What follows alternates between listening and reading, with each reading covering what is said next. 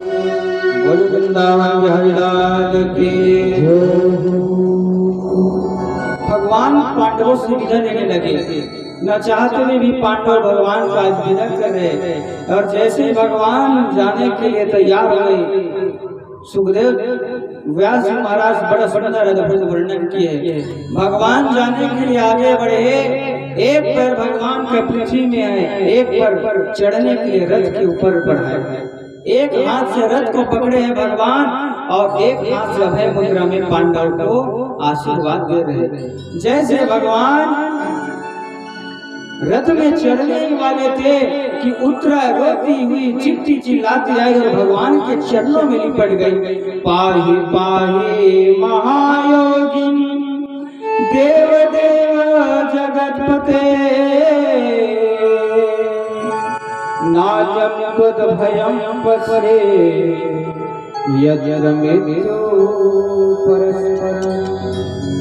द्रौपदी कहने लगी, है प्रभु पाहि माम, रक्षा करो प्रभु, रक्षा करो। द्रौपदी भी भगवान के शरण में गई। जब द्रौपदी का चीरहरण हो रहा था, द्रौपदी ने गलती किया, वो गलती उत्तरा ने नहीं किया। द्रौपदी भगवान के शरण में कब गई? जब सबसे हार गई। सबके पास जा रही थी द्रौपदी, द्रोणाचार्य के पास गई, कृपाचार्य के पास, पितामह भीष्म के पास, अपने पति के पास गई, धृतराष्ट्र महाराज के पास गई। जब कोई साथ नहीं दिया, अंतिम में भगवान को बुलाया। लेकिन आज उत्तरा ने वो गलती नहीं किया। आज उनके पांचों पांडव, उनके ससुर जी खड़े हैं सामने, लेकिन उनके पास न जाकर भगवान के पास गई, कहने लगी प्रभु पाहि माम, रक्षा करो। भगवान कहने लगा, उत्तरा किससे रक्षा करो, क्या भय है तुम्हें?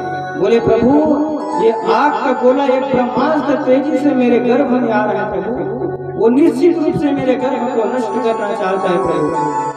मैं मर जाऊं इसका मुझे भय है, जरा भी डर नहीं है, मैं मर जाऊंगा, लेकिन मेरा यह वंशधर, मेरा गर्भ का बालक नहीं बनना चाहे प्रभु, रक्षा करो प्रभु। भगवान का उत्तरा, गर्भ से इतना प्रेम क्यों है तुम्हें इस गर्भ से? उत्तरा कहने लगी प्रभु मैं मर जाऊं इसका मुझे चिंता नहीं, लेकिन आज अगर आपने रक्षा नहीं किया, मेरा गर्भ नष्ट हो गया, तो संसार के लोग आपको गाली देंगे, और आपकी गाली को यदि ये मैं सुन नहीं सकती। संसार के लोग कहेंगे, अरे जिस कुरुवंश की रक्षा का संकल्प भगवान श्री कृष्ण ने उठाया था, वो भी आज पूरा नहीं कर पाए, तो लोग आपको कोसेंगे। इसलिए प्रभु आज आइए, रक्षा कीजिए। भगवान ने कहा, देवी रक्षा तो हम कर देंगे, लेकिन इसके लिए हमें तुम्हारे गर्भ में आना पड़ेगा। उत्तरा ने कहा, आ जाओ प्रभु।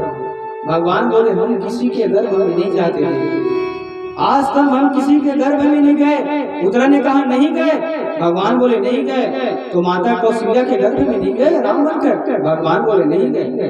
माता देवकी के गर्भ में नहीं गए श्याम बनकर? नहीं गए। तो पेट में था वो क्या है? बोले, वायु का कोष है। और भगवान सच में किसी के गर्भ में नहीं जाते, पेट में केवल वायु का कोष रहता है, हवा भरा रहता है। और भगवान क्या होते हैं? भय प्रगट कृपाल दीन दयाल कौशल्या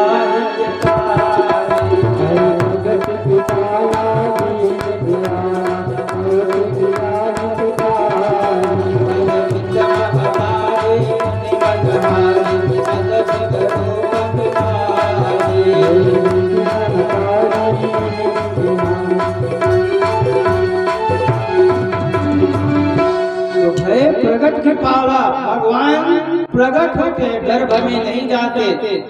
अब उत्तरा ने कहा, गर्भ में नहीं जाते प्रभु, तो लेकिन मेरे गर्भ में आना पड़ेगा आपको रक्षा करने के लिए। आज तक नहीं गए, लेकिन आज तो आना पड़ेगा। भगवान ने कहा, देवी इसके लिए हमें तुम्हें स्पर्श करना पड़ेगा, तो स्पर्श करो ना प्रभु। स्पर्श करने का अधिकार मुझे नहीं है देवी, वो अधिकार तुम्हारे पति अभिमन्यु को था, तो आप भी मेरे पति हो। भगवान ने कहा, कैसे? उत्तरा कहने लगी, पाहि पाहि महायोगिनी देव देव जगतपति, आप इस चराचर जगत के पति हो।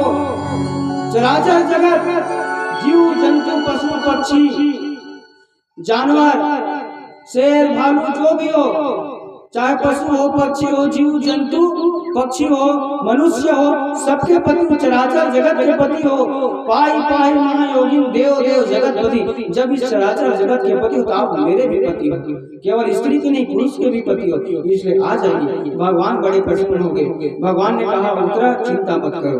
अंगूठे के समान भगवान ने रूप धारण किया और आज संसार के नियम को तोड़कर भगवान उत्तरा के गर्भ में प्रविष्ट हो गए। बोले वृंदावन बिहारी लाल की।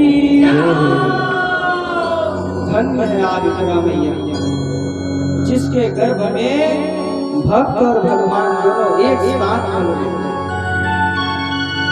अब तक संसार में जितने भी माता हुई ना, वो केवल भक्तों की माता हुई या भगवान की माता हुई। माता कौशल्या केवल राम भगवान की माता बनी। माता देवकी केवल कृष्ण भगवान की माता बनी। माता कयाधु भगवान के भक्त प्रहलाद की माता बनी।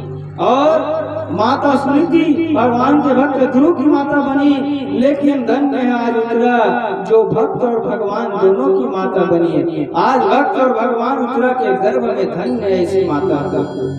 ये है हमारा भारत भूमि, जहाँ भगवान अपने भक्तों के लिए क्या क्या नहीं करते। आज भगवान संसार के नियम को तोड़कर उत्तरा के गर्भ में अंगूठे के समान रूप धारण करके, छोटे रूप धारण करके गए। देखा तब तक ब्रह्मास्त्र जा चुका था, आ गया था ब्रह्मास्त्र। भगवान गदा लेकर दौड़े और इतने तेजी से गदा को चलाए भगवान, सारों पूरा परीक्षित की चक्कर लगाने लगे। तो नन्हे नन्हे शिशु परीक्षित को लगा भगवान सुदर्शन चक्र लेकर आए हुए हैं। क्या चला रहे भगवान? गदा। लेकिन उसको लग रहा है कि सुदर्शन चक्र चला कर आया।